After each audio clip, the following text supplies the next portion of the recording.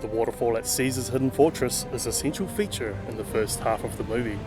None of the locations we scouted had practical waterfalls of the right size and shape, so we built a digital waterfall using a variety of simulations tailored to the needs of specific shots.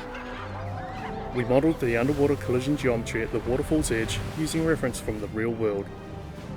That was critical in getting the right amount of turbulent breakup and establishing the waterfall's character and scale.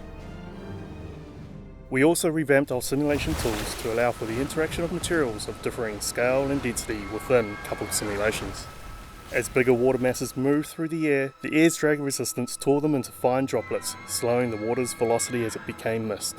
The water also introduced velocity into the air volume, creating turbulent airflow that fed back into the primary simulation. We also used coupled multi-material sims to improve the digital explosions.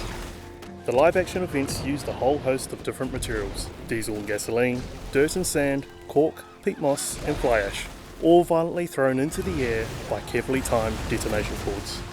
To get our digital explosions to match, we had to account for all those different materials of varying scales and densities mixing with each other and pushing each other around.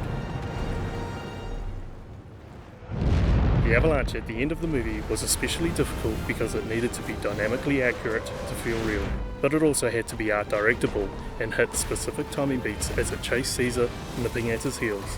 We roughed out the timing with rigid body sims, adjusting the release of specific sections of the avalanche with animated curves. We used a mixture of multi-res sparse grid volume simulations, particle-based dynamic materials and fracturing rigid bodies to assemble the various elements within the avalanche. We also used the avalanche's velocity fields to push over the trees as the avalanche came crashing down the mountain.